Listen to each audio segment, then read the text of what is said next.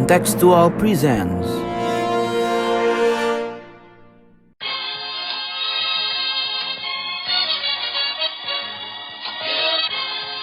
Sondern wir schaffen uns unseren Staat! Mr. Gorbachev, open this gate.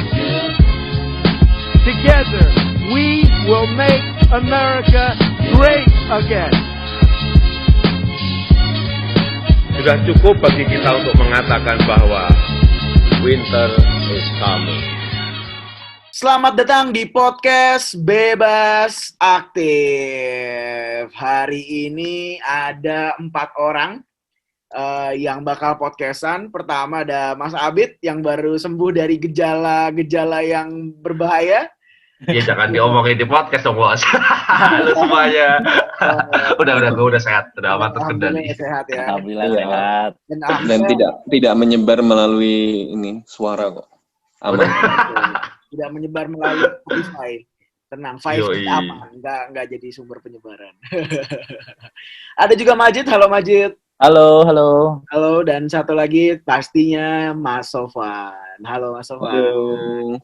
Oke, nah kemarin kan dunia perhaian Indonesia nih lagi ramai sekali nih gue lihat-lihat di media sosial ya.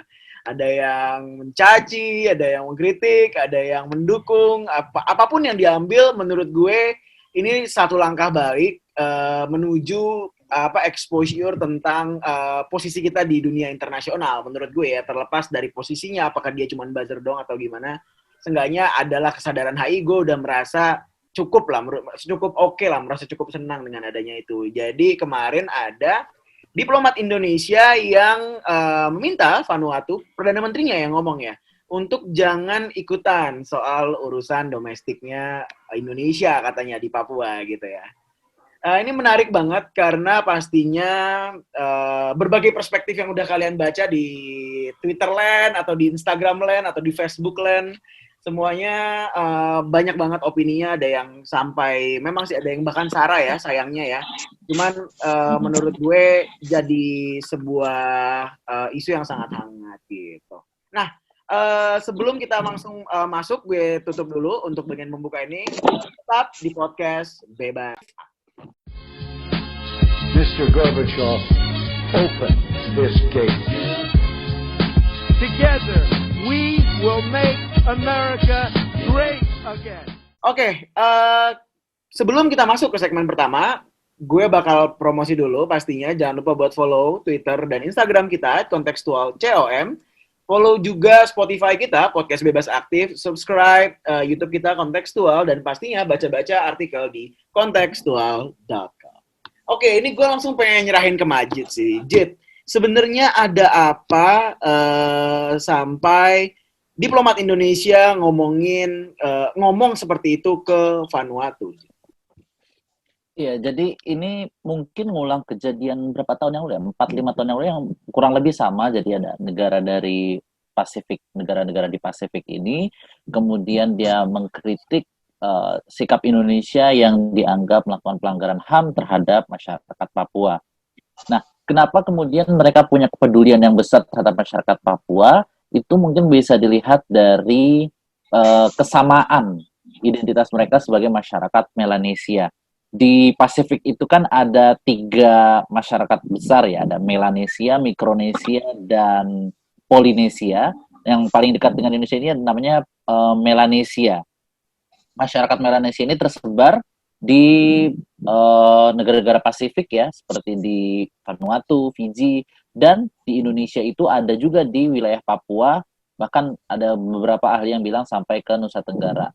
Nah, tapi yang paling besar tuh masyarakat Melanesia itu justru adanya di Papua yang berada di dalam wilayah kedaulatan Republik Indonesia. Nah, dengan alasan solidaritas sesama masyarakat Melanesia inilah, negara-negara di Pasifik ini, khususnya yang kemarin terangkat adalah Vanuatu, memberikan kritik bahwa dianggap Indonesia ini tidak memberikan pelanggaran HAM, melakukan pelanggaran HAM terhadap masyarakat Papua yang sama-sama Melanesia dengan masyarakat Vanuatu, masyarakat Fiji dan lain sebagainya. Nah, ini juga yang Sebenarnya kalaupun dilihat dari motif besarnya mungkin karena ada negara-negara Pasifik ini juga yang mendukung bahwa Papua ini merdeka ya. Tapi mungkin kita bisa lihat dari big picture-nya. Kita mungkin nggak akan terlalu memperdalami bagaimana isu pelanggaran di Papuanya, tapi yang kita lihat adalah bagaimana Vanuatu dan negara-negara di Pasifik yang oleh kita sering dianggap sebagai negara kecil gitu ya. Sebagai negara kecil itu, apakah mereka punya signifikansi atau bagaimana di tataran internasional? Kira-kira begitu. Mungkin dari Mas Sofan ada yang ini Iya, tanggapan? menurut gue ini yang menarik ya, karena respon Indonesia ketika menghadapi persoalan ini seperti ya respon lagi ada masalah, mukulin anak, tiba-tiba ada tetangganya yang suka misalnya minjem duit, nanya-nanya, emang kemarin anaknya dipukulin ya? Lu ngapain nanya-nanya, lu minjem duit gue ini, gitu kan.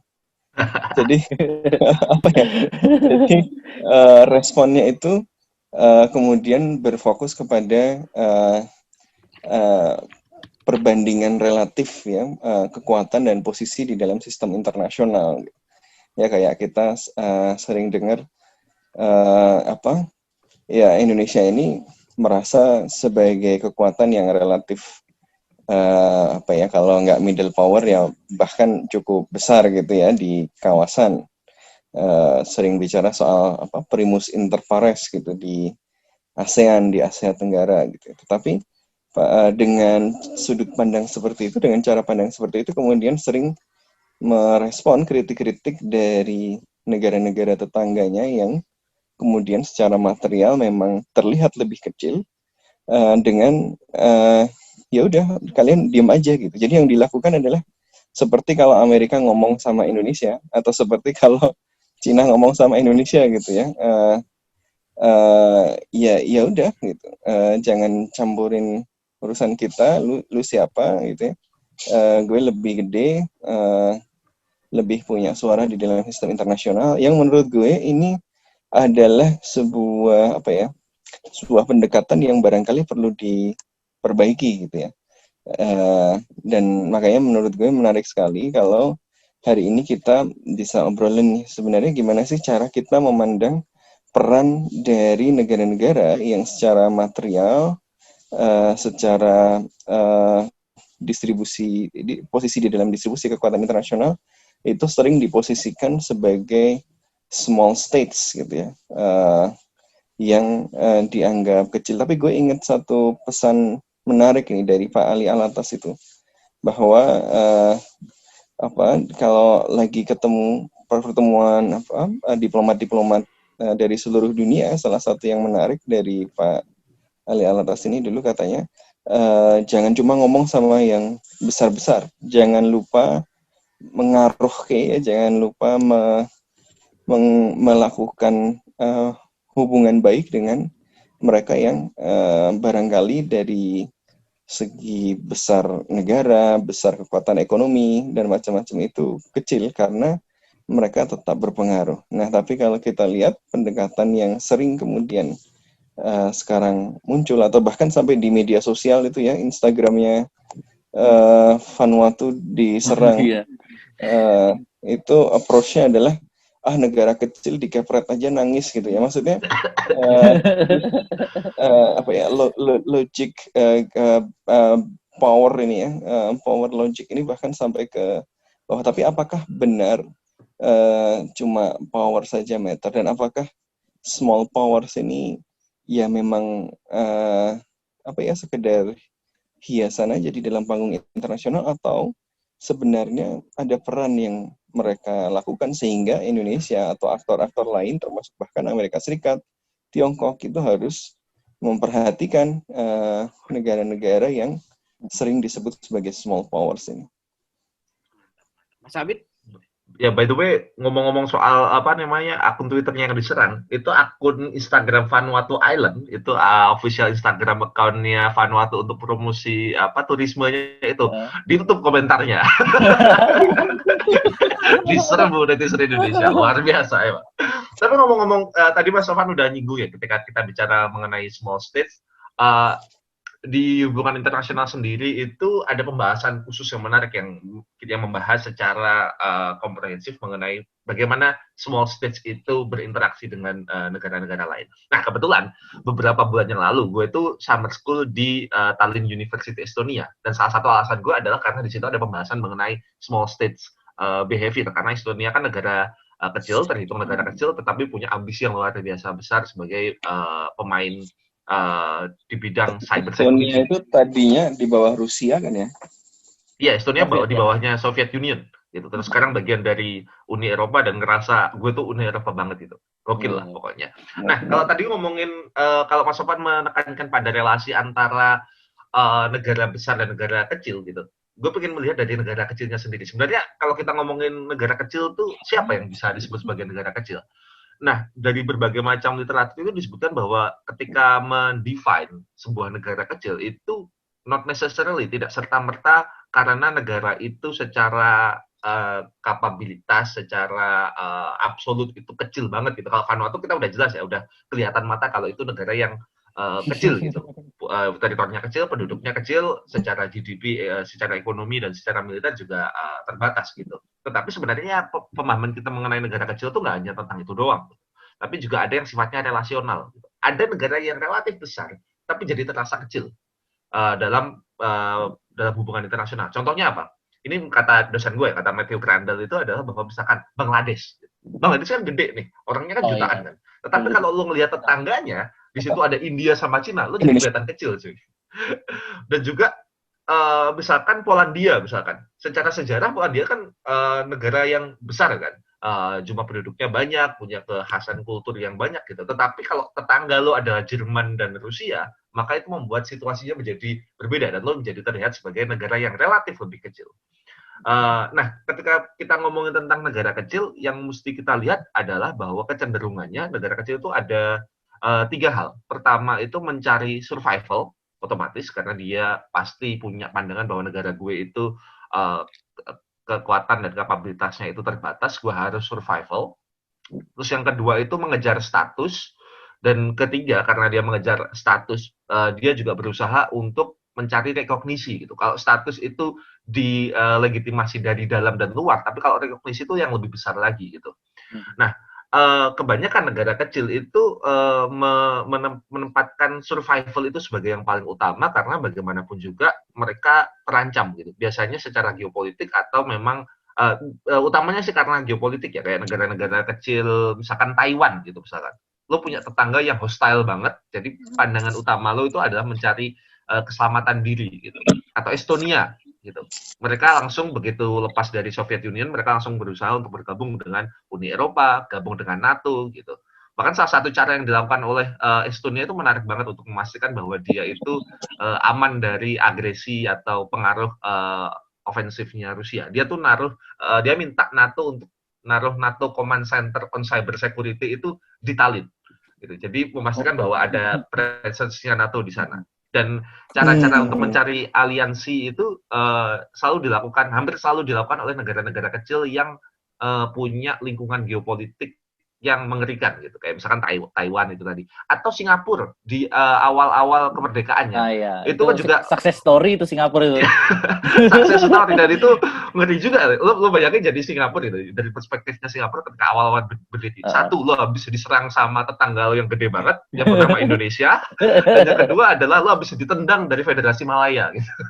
Jadi langsung Singapura mencoba untuk mencari cara untuk mempertahankan survival, mempertahankan eksistensinya dengan mencari aliansi diantaranya dengan Amerika Serikat gitu. Nah, tetapi yang kemudian belakangan yang mesti kita lihat adalah status dan kemudian rekognisi. Yang ini dilakukan oleh Vanuatu. Ketika Vanuatu ngomongin Papua itu tidak dilihat sebagai ini bagian dari eksistensi keamanan dan pertahanan mereka, tetapi bagaimana dia itu berusaha untuk tetap relevan dalam percaturan hubungan internasional dengan mengatakan bahwa kami merupakan negara yang punya solidaritas terhadap bangsa-bangsa Melanesia gitu. Dan praktek-praktek ini juga dilakukan oleh banyak negara lain gitu. Ini bukan hanya eksklusif miliknya Vanuatu gitu. Kalau kita melihat ke Eropa, negara-negara favoritnya Hafiz, yakni negara-negara Skandinavia, itu kan terhitung negara kecil ya kalau dibandingkan Inggris, Eropa. Jerman, Prancis atau Rusia gitu. Tetapi mereka punya cara untuk memastikan bahwa status power mereka itu tetap menggaung di seluruh dunia gitu. Misalkan Denmark nih penduduknya kan 5 juta. Ini kayak penduduk Nganjuk, Lamongan, Mojokerto, Kediri digabung gitu. Nah, tetapi mereka punya cara untuk mengangkat statusnya dengan cara menempatkan diri mereka sebagai negara yang pro dengan isu-isu keberlanjutan, mereka pro dengan isu-isu hak asasi manusia, sehingga demokrasi yang gitu-gitu. Iya, demokrasi dan lain sebagainya, sehingga status mereka terangkat dan kemudian diikuti dengan rekognisi dari dunia gitu. Nah, dalam kasus Vanuatu yang mesti kita perhatikan adalah kenapa sih mereka selalu konsisten gitu dari beberapa tahun ngomongin mengenai nasib orang-orang Papua gitu. Meskipun kritiknya juga terhadap Vanuatu ada juga cukup relevan gitu ketika ngomongin tentang solidaritas hak asasi manusia dan seterusnya, ternyata Vanuatu sendiri belum menandatangani banyak traktat penting gitu. Meskipun itu juga dipertanyakan kembali ya, misalkan apa fungsinya tanda tangan kalau lo nggak menjalankan gitu.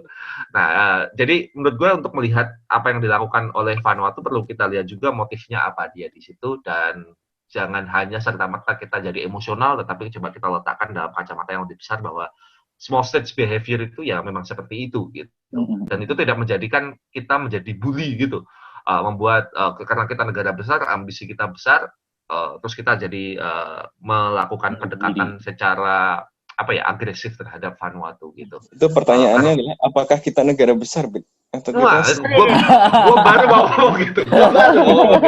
Apakah kita negara besar? Kalau gue ngerasa sih ya, kalau gue melihat bahwa memang hanya di mekanisme multilateral lah negara-negara seperti Vanuatu bisa menentang negara-negara yang menurutnya setidaknya kalaupun nggak besar, kitanya ya relatif lebih besar daripada Vanuatu itself gitu kan, secara populasi, secara penduduk gitu kan, secara military power kan memang ya lebih besar dong ya dibanding Vanuatu gitu. Tapi ya poinnya adalah memang cuman mekanisme multilateral, meskipun juga mekanisme multilateral punya kelemahan, yaitu ya begitu aja gitu, agenda setting aja gitu, maksudnya ya udah ngangkat isu aja, nggak sulit banget gitu untuk action ya, baru bisa jadi action yang benar-benar kuat, kecuali memang ada critical juncture ya yang terjadi. Tapi lo mesti ingat, Fis, kalau lo ngomong kayak gitu, pada sejarahnya Indonesia sendiri ketika berhadapan dengan situasi-situasi genting, kadang-kadang juga bisa kalah di level multilateral juga, kayak misalkan Timor Leste misalkan.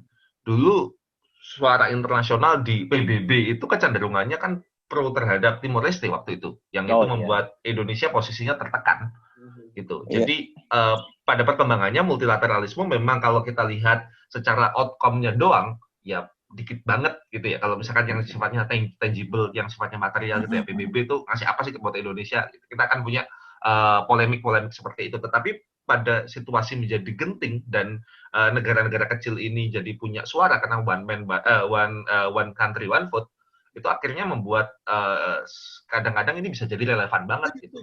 Oleh karena itu pendekatan diplomasinya harus lebih hati-hati gitu. Ya karena menurutku ini memang mereka sedang playing long game. Jadi ya sekarang mungkin ya udah cuman agenda setting, cuman ngangkat isu buat so-called orang-orang yang mereka bisa bilang berasal dari ras ya, ras yang sama lah, atau sama Melanesian kan. Tapi at the same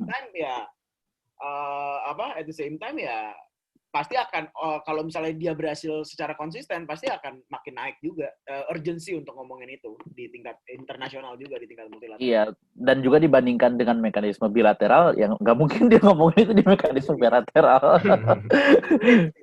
Yang paling aman ya di multilateral, yang ada semua negara gitu kan ya, yang dia setidaknya lebih jadi setara gitu kan ya, di sidang umum PBB kan semua jadi setara karena Tapi ya ini yang menarik adalah memang ketika kita membicarakan tentang peran small state dalam sistem internasional, memang sering small state ini hanya dilihat sebagai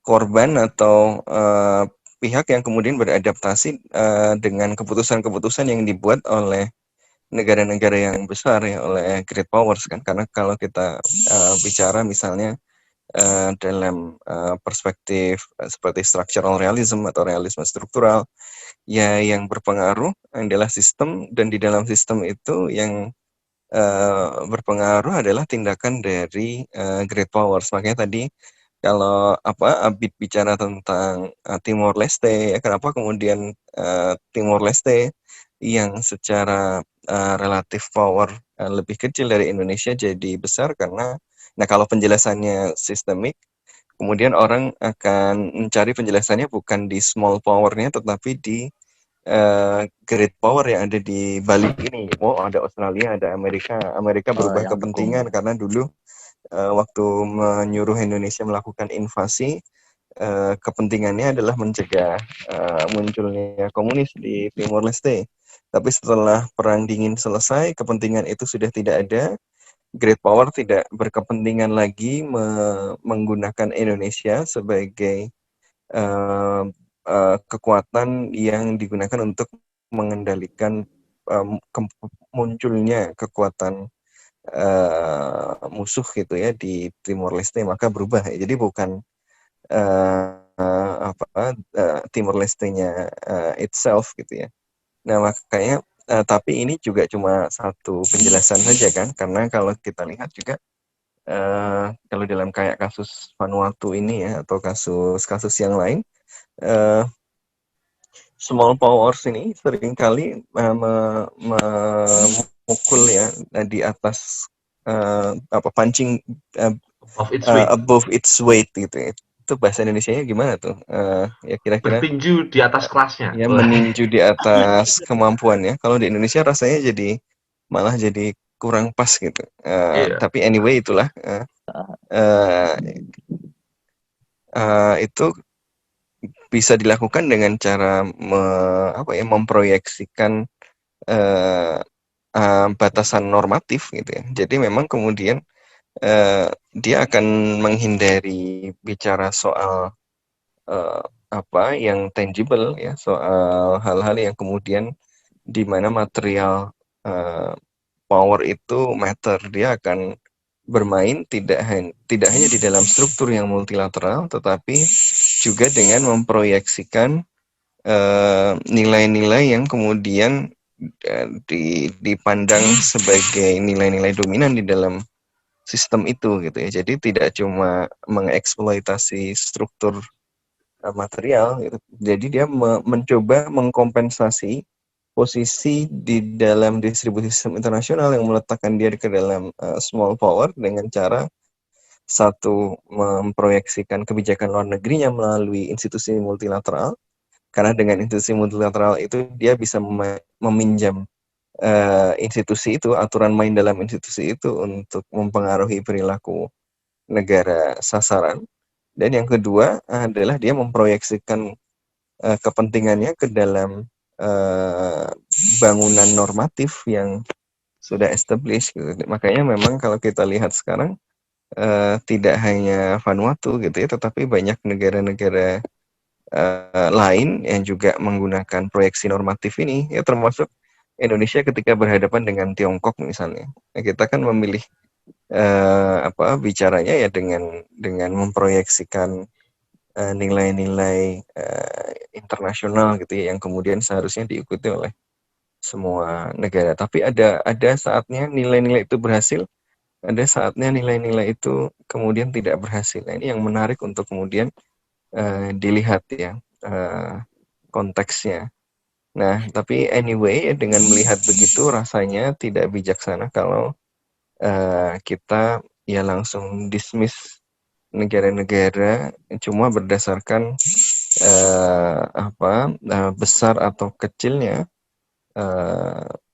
power yang mereka miliki atau influence yang mereka miliki di dalam sistem, karena kita tidak bisa melihatnya sekedar sebagai satu unit yang tidak terpisah dengan yang lain-lain. Ada perikatannya dengan sistem internasionalnya itu sendiri, ada perikatannya dengan sistem normatif internasional itu sendiri gitu. Jadi kayaknya adalah sebuah blunder kalau yang dilakukan adalah ini negara kecil di aja gitu ya, atau bahkan menyerang dan lah lu diam aja nanti kalau terlalu banyak bacot gue kepret gitu. Itu kan rasanya bukan sesuatu yang strategis gitu. Betul. Apalagi kecenderungannya belakangan ini kan kalau kita lihat sistem dan struktur internasional, kecenderungan negara-negara kecil itu kan beraliansi atau membangun blok region atau kalau nggak itu membangun blok dagang gitu. Jadi sekarang ketika menghadapi negara yang kita sebut dengan small states itu tadi, kecenderungannya adalah kita harus hati-hati. Jangan-jangan apa yang kita lakukan terhadap suatu negara kecil itu dampaknya itu terhadap regionnya atau terhadap blok perdagangannya atau terhadap aliansi tertentu gitu misalkan. Dan menurut gue sepakat dengan yang dibilang Mas Sofan. Akhirnya kita harus menempatkan ini juga menjadi harus seimbang juga antara sejauh mana kita melakukan kalau dalam kacamata Indonesia ya, sejauh mana kita tegas, sejauh mana kita kalem, sejauh mana kita memperlakukan dengan lebih lembut gitu misalkan. Karena bagaimanapun juga menurut gue Melanesian Spearhead Group, kalau kita bicara langsung soal kasus Vanuatu dan tetangga-tetangganya ya, menurut gue itu salah satu region yang akan berkembang dan menjadi penting gitu, terutama ketika negara-negara lain yang lebih besar juga mulai masuk ke situ gitu. Australia sebagai negara yang sudah established yang ada di sana, dan kemudian ada China juga yang belakangan masuk ke sana, dan mungkin Indonesia bisa menjadikan negara-negara Melanesian Spearhead Group ini sebagai mitra dialog, mitra kerjasama sehingga bisa membangun hubungan luar negeri yang baik antara satu negara dengan negara lain gitu. Jadi cara kita keras mungkin juga harus diimbangi dengan cara kita yang lunak juga gitu. Menurut lo gimana, Jit dan Hafiz atau Mas Sofan? Kalau menurut saya sih kayaknya kalau kita lihat dari sejarah ya, sebenarnya mereka tuh pernah punya momen yang cukup signifikan dalam politik internasional. Kalau dalam masa Perang Dingin khususnya dalam mendukung non-proliferation treaty untuk masalah nuklir. Karena kan selama ini Prancis, Amerika, kalau percobaan nuklir kan di tempat mereka gitu kan ya. Jadi mereka paling merasakan bagaimana kerusakan dampak dari nuklirnya, terumbu karangnya jadi rusak. Padahal terumbu karang itu rumah ikan, mereka makanannya di situ, perdagangan ikan, itu mereka paling merasakan bagaimana kerusakan akibat nuklir itu. Ya mereka yang waktu itu sangat aktif ya dalam memperjuangkan agar nuklir itu stop lah gitu. Atau paling nggak jangan diuji coba di tempat mereka gitu loh. Ada orang loh di situ, di Pasifik itu ada orang, bukan lahan kosong gitu ya. Nah, yang sekarang karena ya nuklir sudah bukan lagi isu utama, yang sekarang jadi isu yang sering mereka angkat di tingkat internasional ya, selain kalau HAM tadi kan itu biasanya untuk ke Indonesia, tapi kalau di tingkat internasional overall itu adalah isu perubahan iklim. Karena ya mereka negara kepulauan yang air laut naik 5 cm aja mereka terancam kehilangan wilayah teritorialnya, dan makanya mereka termasuk negara-negara yang paling konsisten dalam mendukung perjanjian-perjanjian di tingkat internasional yang berkaitan dengan perubahan iklim.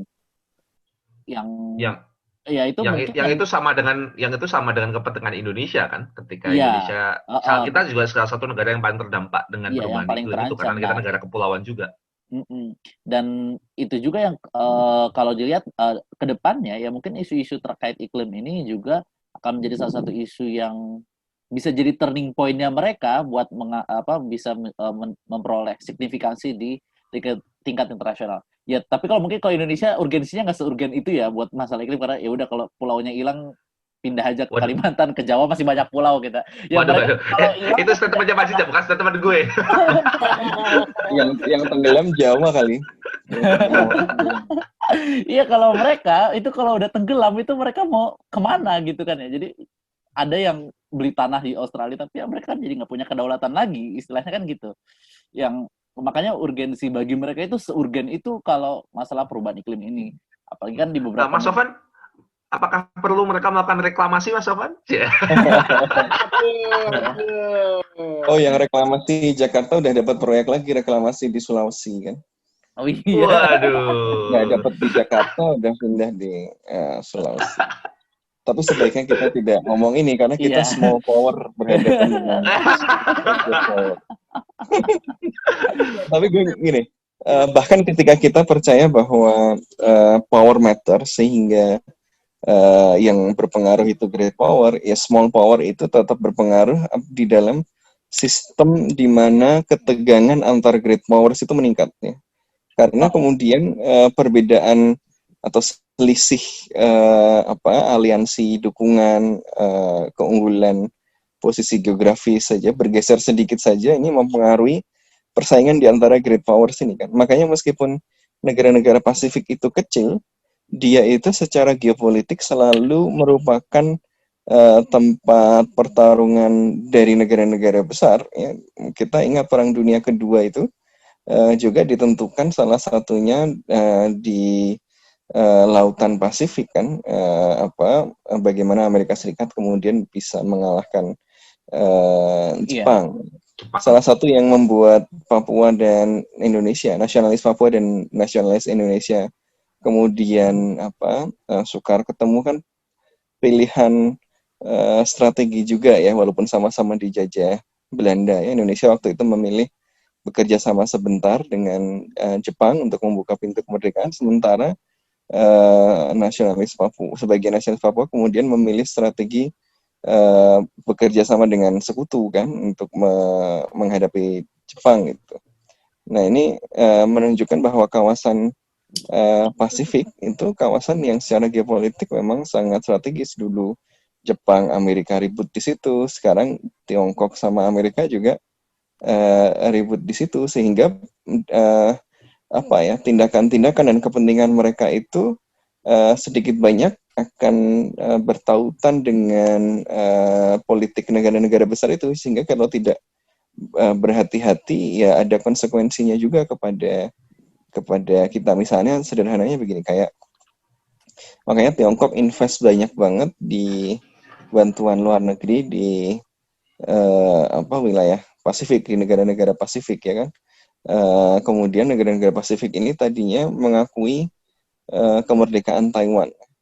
Sekarang sudah banyak yang kemudian berubah posisinya. Nah, artinya Tiongkok kan melihat bahwa Pasifik ini adalah wilayah negara-negara yang meskipun secara geografis kecil penting ya. Dengan adanya Pasifik ini juga kemudian Indonesia harus mempertimbangkan tidak hanya Pasifik juga, tetapi hubungan antara negara-negara Pasifik ini dengan kekuatan-kekuatan yang besar juga gitu. Makanya memang kemudian approach-nya memang harus lebih bijaksana lah ya. Iya. Apalagi juga kan sekarang kan perhatiannya Amerika udah nggak terlalu di Atlantik, tapi udah bergeser ke Indo-Pasifik kan ya. Betul. Nah itu bakal berpengaruh karena ya mereka di Pasifik ada banyak negara yang meskipun yang power besar yang nggak terlalu banyak, tapi yang kecil-kecil ini kalaupun nggak bisa dibilang kecil juga karena mereka strategis juga buat Amerika. Karena kan kayak misalnya Amerika punya pangkalan militer di beberapa negara Pasifik kayak di mana tuh Marshall. Guam. Guam ya. Di Guam kan. Jadi ya sebenarnya ya bisa dimanfaatkan oleh Amerika maupun ya mereka bisa memanfaatkan kehadirannya negara besar di situ untuk kepentingan mereka. Dan jangan lupa juga ada Perancis juga di situ di New Caledonia tuh. Dan di New Caledonia banyak sekali orang Jawa di situ. Weirdly. Itu kalau nggak salah ada majalahnya sendiri, majalah Indonesia di situ. Gokil. Dunia baru itu gue pernah dikirimin kayaknya. Iya. Dan Mas Sofan tadi nyebut sedikit mengenai harusnya pendekatannya lebih bijaksana. Itu konkretnya seperti apa sih Mas? Penasaran deh. Ya, kalau menurut gue poinnya adalah besar kecilnya power itu tidak seharusnya menjadi ukuran di dalam menentukan perilaku kepada negara-negara. Gitu. Jadi harus ada gini, kondisinya seperti apapun, besar atau kecil atau sedang. Kita harus melihat masalahnya secara kontekstual. Gitu ya. Jadi kalau ya gitu ya, jadi ya harus dilihat berbagai dimensinya dan bahkan misalnya dengan kondisi yang sekarang seperti ini, di mana informasi sangat terbuka ya, menurut saya justru menyuruh negara lain besar atau kecil untuk tidak melakukan intervensi itu ya bisa backlash ya, karena menunjukkan bahwa ada masalah nih, orang nggak mau dibuka-buka urusannya gitu ya. Bahwa itu adalah wilayah kedaulatan, mungkin posisi tradisional yang dapat dimaklumi gitu ya, tetapi penting juga misalnya untuk menunjukkan bahwa Indonesia atau negara apapun yang kemudian misalnya berhadapan dengan tantangan diplomatik semacam ini menunjukkan bahwa mereka memang punya itikat baik untuk menjawab pertanyaan yang dimunculkan itu oleh negara besar, oleh negara kecil, bahkan oleh kekuatan-kekuatan non-negara juga gitu. Wah, udah mantep banget sih. Ini udah komprehensif banget. Tapi kayaknya udah cukup nih ya, satu segmen aja ya kita ngomongin hubungan negara besar, negara kecil. Nah, untuk penutup, gue mau nanya sih. Jelas kita nggak bisa lah langsung berasumsi bahwa Indonesia adalah negara besar gitu kan. Karena memang ya ada yang lebih besar gitu kan. Tapi setidaknya ada juga mungkin yang memang lebih kecil gitu ya. Nah, untuk melihat menurut kalian ya kira-kira jadi baiknya gimana sih kalau memang nggak harus Indonesia sih, siapapun lah. Memang baiknya gimana sih sebuah negara besar merespons gitu permintaan dari ya negara yang relatif katanya lebih kecil gitu. Mungkin Majid bisa dimulai, Jid.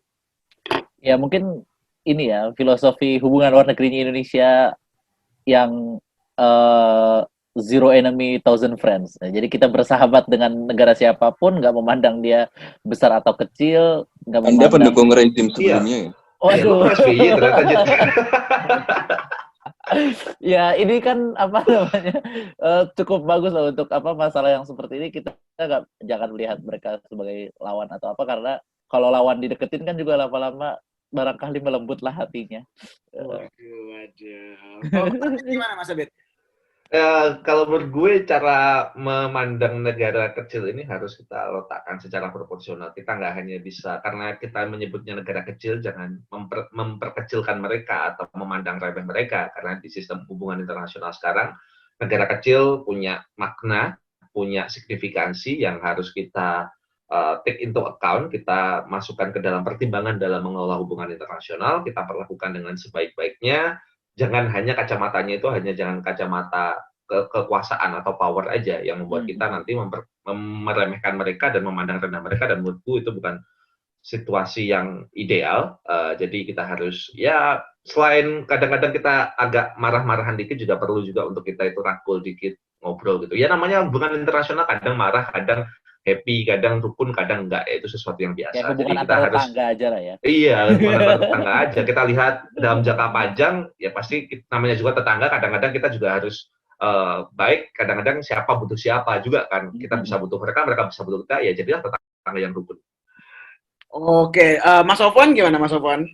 Iya, kalau menurut gue small power, big power ini seringkali merupakan indikator yang problematik juga ya. Karena ketika kita ngukur power, ukurannya apa gitu ya. Seringkali kemudian kita mengalami kesulitan tahun 80-an akhir misalnya jumlah nuklir head-nya Soviet lebih banyak daripada Amerika. Tapi buktinya yang runtuh duluan Soviet. Kekuatan militer Amerika Serikat dibandingkan dengan Vietnam jelas besar Amerika Serikat. Tetapi yang harus mundur siapa duluan? Amerika Serikat duluan gitu ya. Jadi pertama, kita harus melihat dengan mawas diri bahwa kategorisasi small power, middle power, great power ini sesuatu yang juga tidak given, tidak terberi, tidak fix, dan selalu bersifat kontekstual, sehingga tidak bijaksana kalau kemudian kita mendasari kebijakan luar negeri dengan asumsi bahwa kita memiliki power tertentu sementara yang lain powernya lebih kecil gitu ya, tanpa melihat konteksnya. Amerika Serikat yang sudah jelas superpower saja kerepotan di mana-mana, apalagi negara yang merasa big power tapi jangan-jangan nggak dianggap big power gitu, merasa major power tapi jangan-jangan oleh yang lain-lain nggak dianggap tuh gitu. Jangan-jangan yang anggap negara besar buku-buku pelajaran si negara itu sendiri doang, tetapi di negara-negara lain tidak gitu ya. Kalau kita baca literatur ya, banyak penulis misalnya yang nyebut Indonesia seperti rangkaian komet yang mengorbit ya, tertarik ke gravitasi Tiongkok. Maksudnya ya itu kan nggak enak juga dianggap sekedar sebagai bagian kecil dari sistem dan kita tidak memainkan peran apapun di situ.